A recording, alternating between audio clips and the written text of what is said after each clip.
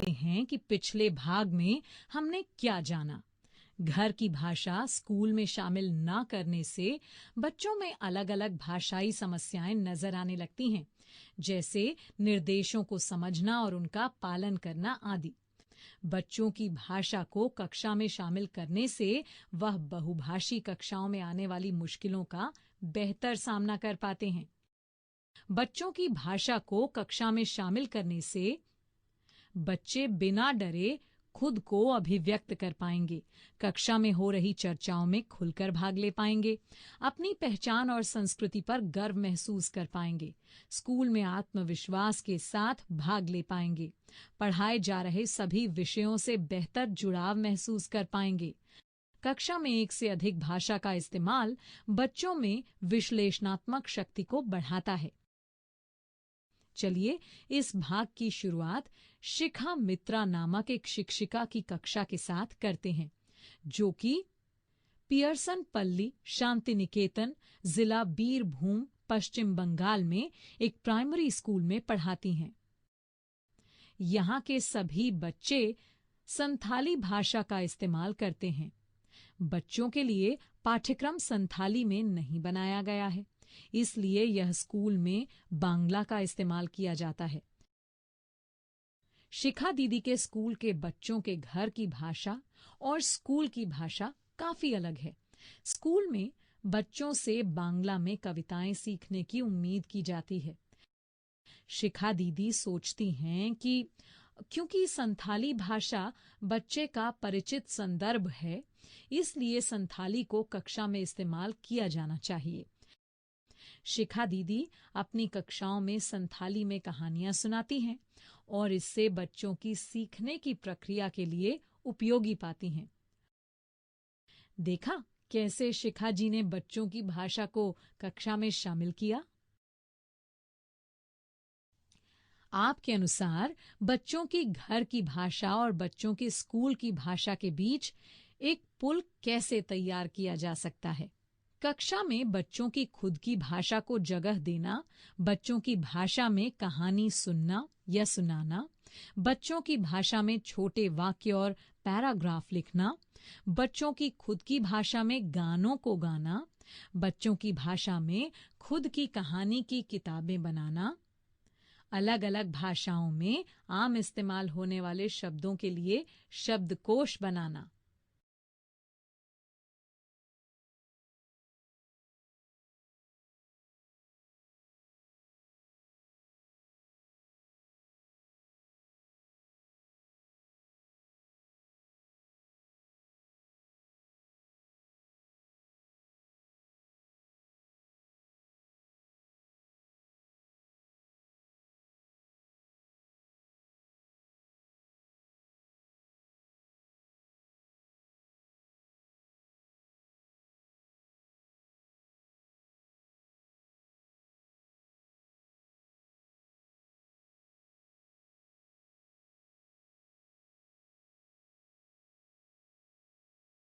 मुझे लगता है कि ये सभी तरीके अपनाए जा सकते हैं।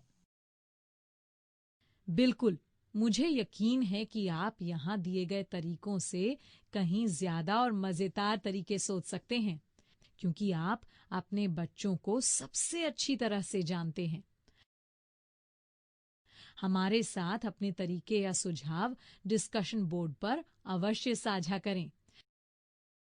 जैसे कि हमने पिछले भाग में बात की थी कि कक्षा में बच्चों के साथ उनकी भाषा में बातचीत की जा सकती है और साथ ही कक्षा की गतिविधियों को उनकी भाषा में समझाया भी जा सकता है। चलिए इस भाग में कक्षा में बच्चों की भाषा को शामिल करने के कुछ तरीकों पर चर्चा करते हैं। पाठ्य पुस्तकों व चित्रों का इस्तेमाल। आपकी स्क्रीन पर NCERT द्वारा प्रकाशित कक्षा 1 की हिंदी की किताब रिमझिम में दिया गया एक चित्र दिखाया जा रहा है। इसे ध्यान से देखिए।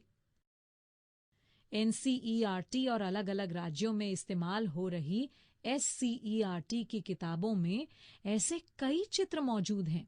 आपके अनुसार इन चित्रों की मदद से बच्चों की भाषा को कैसे शामिल किया जा सकता है?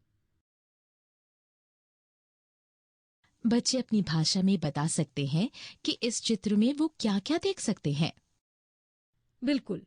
बच्चों को अखबार, किसी अन्य कहानी की किताब आदि से भी बड़े चित्र दिखाकर या बड़े चार्ट पर चित्र लगाकर बच्चों से चित्र के बारे में बताने को कहा जा सकता है।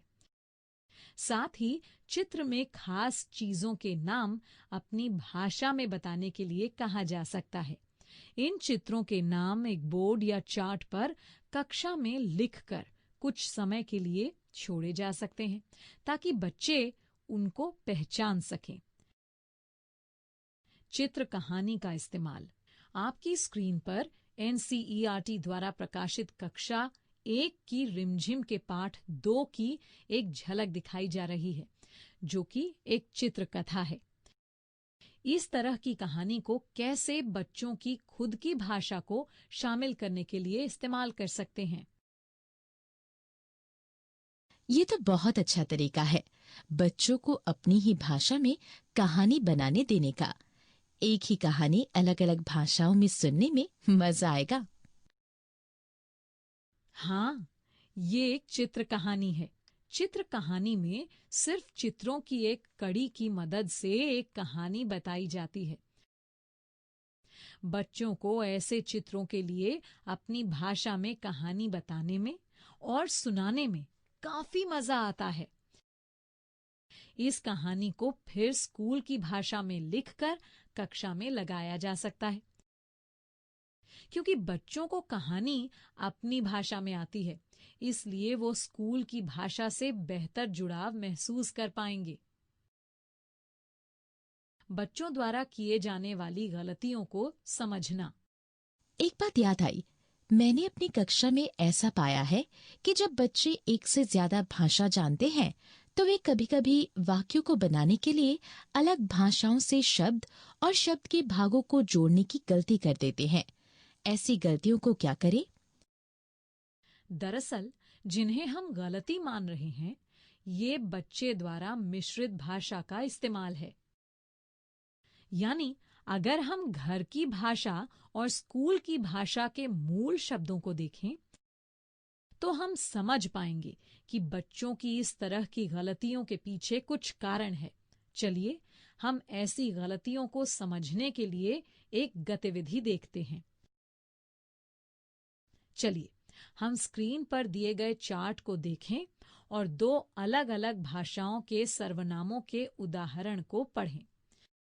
दिया गया चार्ट भाषा 1 और भाषा 2 से सर्वनामों की एक सूची को दिखाता है। भाषा 2 कुछ बच्चों के लिए मातृभाषा है, जबकि भाषा 1 कुछ स्कूलों में पहली भाषा है। क्या आप सर्वनामों के संबंध में भाषा 1 और भाषा 2 के बीच अंतर पता कर सकते हैं? 2 भाषाओं के बीच का ये अंतर हमें उस भाषा में निहित नियमों को समझने में मदद कर सकता है, और इन सामान्य नियमों की समझ से हम ये समझ सकते हैं कि बच्चे क्या सोचकर दूसरी भाषा में बहुवचन का इस्तेमाल कर रहे हैं। जैसे दिल्ली में रहने वाला 4 साल का एक बच्चा बहुत सारी किताबों को किताब्स बुलाता है। वो अंग्रेजी भाषा में बहुवचन बनाने के नियम को हिंदी के शब्दों में भी इस्तेमाल कर रहा है। आपकी स्क्रीन पर भाषा की कुछ विशेषताएं दी जा रही हैं। क्या आपकी भाषा में ये सभी विशेषताएं हैं?